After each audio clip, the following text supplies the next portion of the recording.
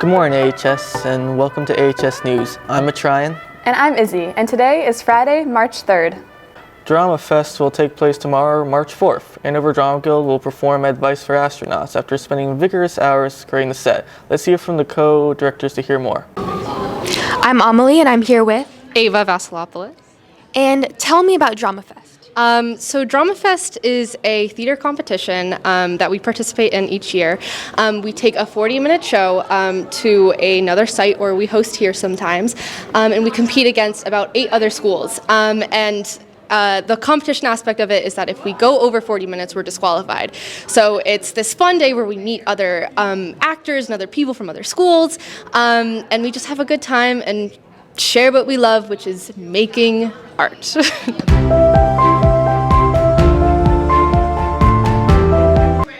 And what is your role in Drama Fest? So I assistant direct, so I'm working with the cast to know their lines, to work with blocking, pretty much anything and all that I can do to help out.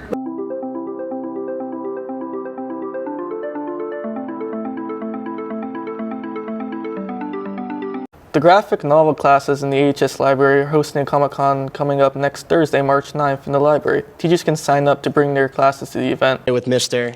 Shea. And today we're going to be asking him about the Comic-Con this year because he will be one of the teachers helping out. So, Mr. Shea, explain to me the purpose of Comic-Con and what is being held during it. Well, a Comic-Con is really a celebration of the joy and art and style of comic books and all things related to graphic novels and superheroes and fantasy and sci-fi. It's just a big, giant explosion of fandom. Awesome. And can you tell us about the pop-up bookshop and the vendors that are coming to the Comic-Con this year? Sure, yeah. We've partnered with Comically Speaking in North Reading and also Mint Collectibles in North Reading. These are 2 pretty big comic book shops that are local to our area, that are in our community, and they're going to be coming to Andover High School with tables full of merchandise, comic books, graphic novels. They are going to be selling comic books, so students are encouraged to bring cash. They'll have everything from dollar comic books, just regulars. I think they'll have a little bit more elaborate graphic novels too, a whole host of different materials for kids. Awesome. Thank you. Yeah, you're welcome. What costume will you be wearing to Comic-Con and why?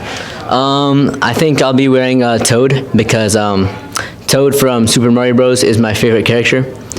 I'm going to go as him, so just as is. And being a student at Andover High School, how does the Comic-Con make you feel about the environment at Andover High? It makes me feel great. I feel like the school has like a lot of passion, you know what I mean? Like a lot of different fandoms in Andover High, so it's going to be a great day. Roll Warriors. You heard it here first. Roll Warriors, baby. Next Friday, March 10th, will be a half day. The order of the blocks will be B, A, H, G, and E. Massachusetts State Representative Seth Moulton recently came to Andover High School and gave comments about his visit. Congressman Moulton, what do you think is the best way a student at Andover High School can participate in our political systems? Well, of course, the most important thing is when you become 18 to vote. But before you're able to vote, you can still volunteer on campaigns. And when I've run for office, both when I first ran, but also when I've gotten reelected, we've had a lot of younger volunteers. In light of the recent teacher strikes that have gone on around Massachusetts, how do you support our public schools and educators? We can do to support our teachers. But of course, the main goal here is to support our students. I mean, that's why we're... You went to Phillips Academy here in Andover. How has the Andover community impacted you in like your formative years and throughout your career as a public? On me. I was exposed to, I grew up in Marblehead, which is a great community, not far from here, but doesn't have the diversity of background or experience amongst my fellow students that I experienced just up the hill. Much. Before we go, do you have like a favorite spot here in Andover that you remember from your school years? Place that, I mean, I don't know, it's a small place, but it was sort of meaningful in my life, was the Andover Bookstore, because it's a great small town institution, and it's literally where I went every semester to get my course books, so it's certainly one place I'll always remember. The AHS Key Club is helping out the local community through a multitude of service projects. New members are always welcome. Who am I here with today? Isabel. And what are the goals of Key Club? The goal of Key Club mostly centers around community service. So as a club, we kind of look around to our broader community and see what things we can do to make an impact. Awesome. And describe your leadership role in the club. So I'm president, and so as president, I kind of do a lot of the overarching things like planning our projects, doing outreach, running club meetings, creating materials and such, and yeah, just doing the projects. One of the best things about Key Club is that it's student run. That means as a club we kind of operate by letting members come up with opportunities that they see in the community to kind of showcase within our club activities. Beyond just the club level positions, there's a lot of opportunities for club members and such to get involved. Probably our biggest project right now is we're going to be doing a silent disco, silent rave kind of thing. It's going to be on March 17th, St. Patrick's Day, and it's going to be really fun. Awesome. Thank you so much. The Environmental Club is holding a Tree Plenish fundraiser. You can help the Environmental Club offset AHS's paper usage by purchasing a sapling for your home or town conservation land. Scan the QR code to learn more or purchase a tree. The Deck Estates competition in Boston is coming up. Let's hear from some of the participants. All right, we're here today. AHS News, who am I here with? My name is Mrs. Stevens. All right, Ms. Stevens, why did you decide to do DECA? Well, I was a teacher here for a lot of years, and then they moved me down to the elementary school, and then they brought me back to the high school, and the principal asked me, can you run the DECA club? I can't get anybody to do it. So I said, all right, I'll do it. So I have a lot of friends who do DECA, and they said it was a really awesome experience, especially if you're interested in business. It was so much fun, and the kids had so much fun, and I really liked it because it teaches the kids, how to dress properly for business and all that. What has doing DECA taught you? Doing DECA has taught me more of the meaning behind my event, which is marketing, and which is what I'm going to major for. Taught me a lot of teamwork skills as well as communication skills. It also has taught me a lot about business. So for college, I'll have some prior knowledge.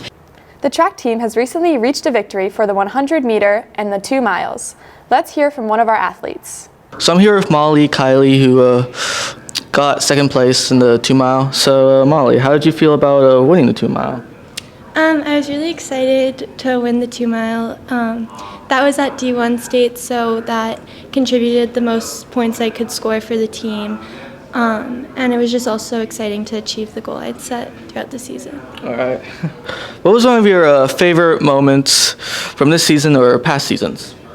My favorite moment from indoor track this season was winning state relays because our girls team was really excited. We weren't really expecting to be able to win that race.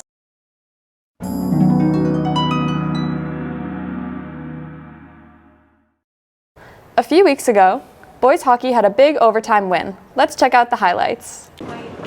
Oh, it's good. So it's Brendan Sheedy. Oh, Brendan Sheedy. I'm here with team captain Brendan Sheedy. So how'd you lead your team to victory? We went down 2 goals in the third period, and me and my other co-captains, Brayden and Nick, we just made sure everyone stayed positive and didn't give up. We knew if we stuck to our game, good things were going to happen for us, and they did. We came out on top, so it was a good win for us. That's good. And what'd you do to celebrate after? We got after it. With the boys? Yeah, love that. So I'm here with Jonathan Lynch, star player on the AHS men's hockey team. So can you go into details on that amazing overtime goal? Yeah, so they were putting some pressure on us in our zone. And so Tyler Wallace, he made a great defensive play and passed the puck up to me. I passed the puck up to Previtt. We went down 2-on-1. Previtt ripped it on the net and went to the jungle. Had a nice little celly there, yeah. Yep, amazing. Hi. Sorry. Oh, sorry, guys. No, it's okay. I was just trying to interview someone, but the teacher yelled at me for asking. You don't have the mic. I'm here with Nate Margolin, a active fan of the men's Andover High School men's hockey team. So what was your reaction to the Central Catholic game? Dude, what a freaking turnout, man. I mean, unbelievable game. OT game winner, 2-4 comeback. Just if there was a game to go to, it was that one. I completely agree. It's ridiculous. Yeah, I completely agree. Thank you. Absolutely. Have a good afternoon. Yeah, you too. I'm here with Captain Archibald. What was your reaction going into the Central game? We were ready to go. We knew we could beat them. We had lost them early in the year, but we had a couple big guys out, and then we had everyone back, and we knew we could beat them going into it. Yeah, good stuff. Thank you. And we were pumped up going into it. Yep, very Everyone's pumped. going. Yeah. I'm here with Nick Previtt and Alex Dukin. So why do you think you got the guy of the game? OT game winner, pretty simple. Enough said, yeah. Yeah. What'd you guys do to celebrate after the game? We're supposed to do margs, $6 margs at Chili's, but that never happened. All right. But it was my grandma's birthday, and I had to pop out for that. That's good. That's good. We love that. What about you? Just like a celebratory, hanging out with the boys. Nothing special happening. You know how it is. Yeah. All right. Thank you guys. Oh, got it. I'm here with Enzo Masters, an active fan of the AHS men's hockey team. Yes. So what was your reaction to the Central game? The Central game, I was just buzzing. I was on my feet, standing in the stands, because that's what you do in stands, you stand. That's very true. And then I was just buzzing with my horn, and I was just having a great time. He did have, what was the horn called? I got it straight from Mexico. A Mexican horn. It's good. It's loud. It's awesome. Yeah, I heard it. All right, well, thank you. No problem. With St. Patrick's Day right around the corner, we wanted to test your St. Patty's Day knowledge.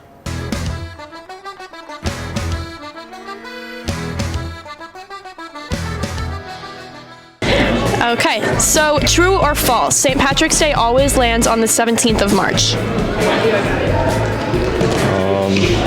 True. Yes, that is true. Okay. Where was the first St. Patrick's Day parade in the United States? Boston, New York, or Chicago? Boston. New York. It was Boston. Since 1962, which American city has dyed its river green on St. Patrick's Day? Boston, Chicago, or New York? Boston? It's Chicago. What is another name for St. Patrick's Day? The Day of Patrick, the Feast of St. Patrick, or the Banquet of St. Patrick? The first one, was that the day? Yeah. I'm gonna throw on feast. It is the Feast of St. Patrick. That's all we have for this episode of AHS News. Our next episode will be during H1 on Thursday, March 16th.